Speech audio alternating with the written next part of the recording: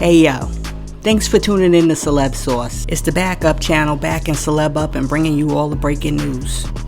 If you have ever shopped at H&M, then you know that the clothing store is always selling sweatshirts, t-shirts, and hoodies featuring Justin Bieber's likeness, lyrics, and branding. Well, the other day the Biebs came out and he called all of those clothes that they're selling at H&M trash, and he urged all of his fans not to buy any of the clothes at H&M that have his image and likeness on it, okay? The Biebs said, I didn't approve any of the merch collection that they put up at H&M. He also took to Instagram and said, quote, the H&M merch that they made of me is trash and I didn't approve it. Don't buy it. I didn't approve any of the merch collection they put up at H&M. It was all without my permission and approval. Shaking my head. I wouldn't buy it if I were you. End quote. As a result of the pop singer's remarks, H&M has removed all the clothes bearing his image and likeness, and a representative for the store said, quote, H&M has followed all proper approval procedures as we have done in this case, but out of respect for the collaboration and Justin Bieber, we have removed the garments from selling, end quote. I gotta wonder if Justin Bieber's sudden disdain for the H&M clothing with his image and likeness on it has anything to do with the fact that he started his own streetwear brand company called Drew House, which also sells a whole bunch of t-shirts and sweatshirts and products with his image and likeness on it. Well, since Justin Bieber said the H&M clothing were trash, I was like, you know what? Let me look on his website and see all of this non-trash clothing that he's selling. And guess what I found?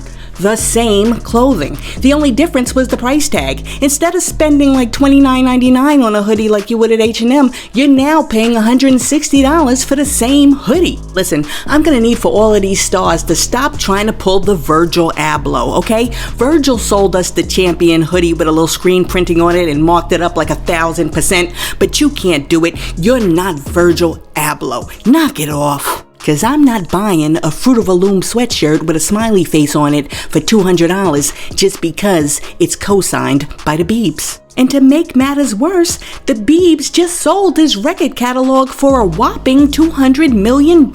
He needs to put those clothes on sale. Hey yo, is it just me, or are these companies trying to sell us the same stuff that they were selling us like 15 years ago for like $29.99, but now they done jacked up the prices to like $220, $300 for the same ish? What is up with that? Let me know what you think about that in the comments. And while you're in the comments, let me know what the most expensive hoodie you ever bought was. Listen, this next story has nothing to do with celebrity news, but it does have to do with everything you got going on, so I'm going to share it. A new study in the American Journal of Medicine states that if you did not get the COVID vaccine, the shot, the stab, then you're more likely to have a car crash. That's right, you heard me correct, a car crashed. During the summer of 2021, Canadian researchers examined the encrypted government-held records of more than 11 million adults, 16% of whom had not had the COVID-19 vaccination. And they found that the unvaccinated people were 72% more likely to be involved in a car crash than those who did not get the stab. Listen, I heard that and I was like, oh my God, what did the government put into these people's bodies? But it turns out that the scientists who did the study have theorized that the reason why people who don't have the vaccine get into more car crashes is because they're more likely to resist public health regulations and they're more likely to neglect basic road safety guidelines. In other words, non-vaxxers are more likely to roll through a stop sign than vaxxers. They see the stop sign, but they're like, I'm not stopping at that stop sign because I don't trust the government. That is very interesting. And something else that's very interesting is that R. Kelly's ex-girlfriend, Jocelyn Savage, has posted a picture of her and R. Kelly's new baby on Instagram. On Monday, December 19th, 2022, Savage shared a picture of a baby with a caption that read, quote, Ava Lee Kelly, 12/8/22, end quote. Later on the same day, Savage continued with another post that read, quote, my baby girl Ava, when you were born, my whole world shined so bright. I knew that it was no longer about me anymore, it was about us. Though the world is cold, I promise to always protect you. I am so happy to be your mother, and you bring me so much joy. 12/8/2022, end quote. Listen, I don't talk about the babies. I don't never talk about the babies, because all babies are a gift from God and they deserve the best. But listen, I will talk about the baby mama. This chick is crazy and she's talking about she's going to protect that child. This chick couldn't even protect herself. But the baby is already here, and babies should not be faulted for the sins of their parents. So we're going to be praying for that baby, and we hope the baby has a wonderful and healthy life.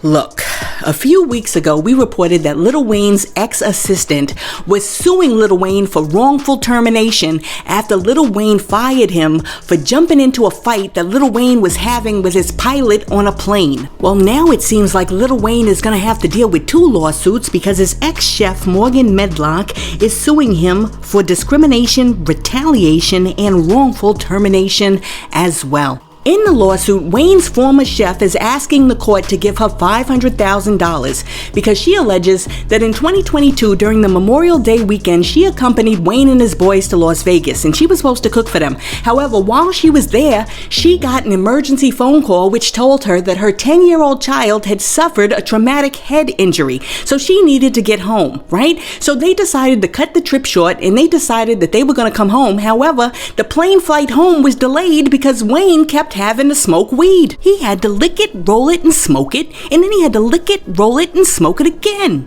The chef says that once she arrived back in Los Angeles, she quickly rushed to the side of her son, and she kept her boss informed by letting him know exactly what was going on. She says that even though she was dealing with her son, she kept checking back with Wayne to find out what he wanted to eat on his menu. But instead of telling her what he wanted to eat, he fired her, and he didn't even have the decency to do it in person. He actually relayed a message which said, quote, goodbye, tell Chef Morgan this isn't going to work, end quote.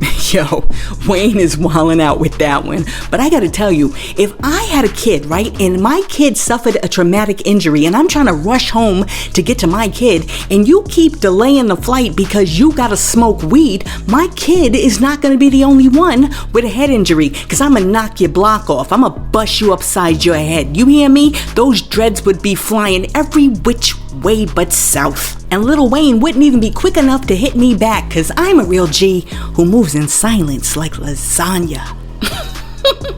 And I gotta tell you, if this story is true, some of these celebrities need to start treating the people who work for them a little better, because karma is a yacht, and what goes around definitely comes back around.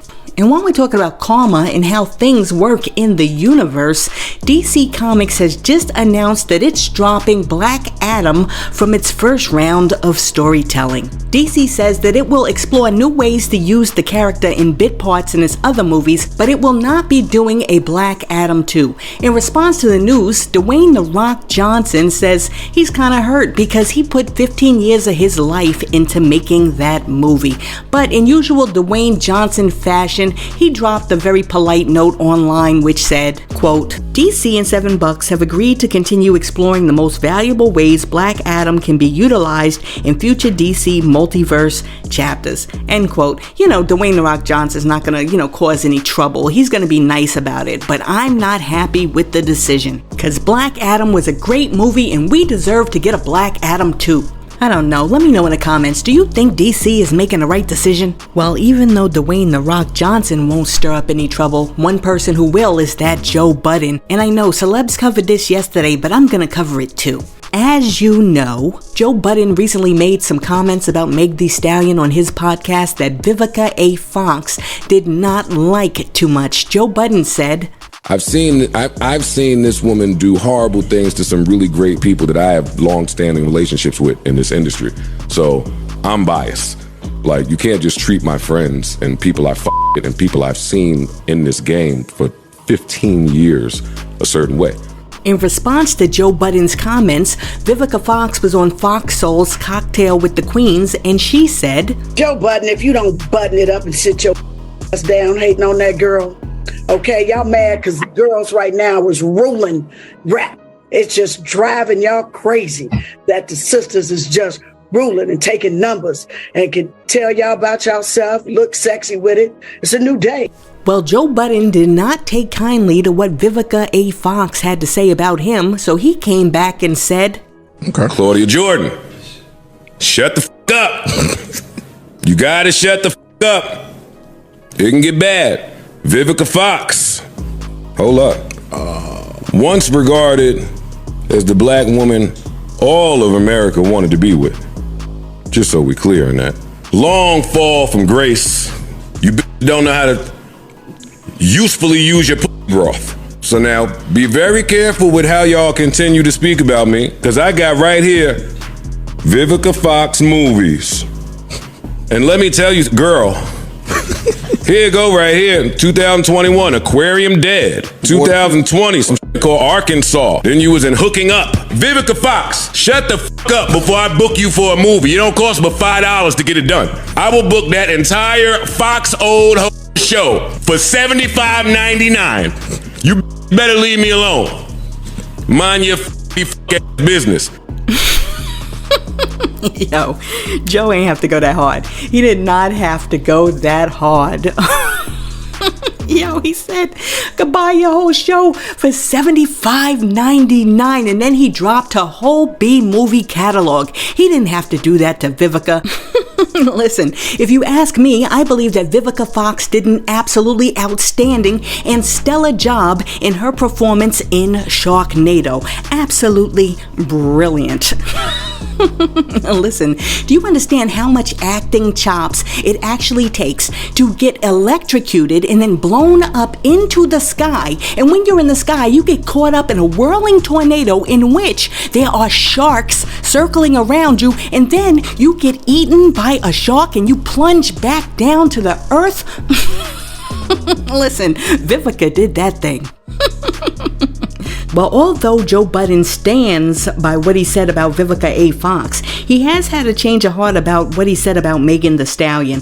Joe said that after he made the comments on the show, he received a number of phone calls from women who he respects and admires, and this made him think about what he said. And apparently, the women who called him set him straight, because Joe claims that those conversations had him tossing and turning all night, and he couldn't sleep because he was wrestling with the thought of Meg possibly hurting herself as a result of the social media hate train that has surfaced in the wake of the Tory Lanez shooting trial, and he apologized for his insensitive remarks, and he also said he doesn't want anybody to think that he was insinuating that Meg Thee Stallion was lying in her testimony. Listen, I give Joe Budden a little credit here, because sometimes when we say something that's a little off or shaky, we have a tendency to double down because we're not going to admit that we were wrong, even though it may not settle right in our own spirits. But he listened to what his gut was telling him, and he came back and he apologized to Meg. But really quick, let me play devil's advocate for a moment. Have we gotten to a place in society where we're not allowed to admit that we have biases? I can't say, listen, I don't like green, I prefer black. Or, I don't like vanilla ice cream, I prefer chocolate ice cream. Are all the vanilla ice cream people gonna come after me and attack me because I said that? We better think about what we're doing, because it's like we can't even have an opinion anymore. Joe Budden said, I have a personal bias against Megan because of things that I personally know about her. What is so wrong about that? I don't know. Maybe I'm wrong. Let me know in the comments. What do you think? Was Joe Budden totally wrong for the comments he made?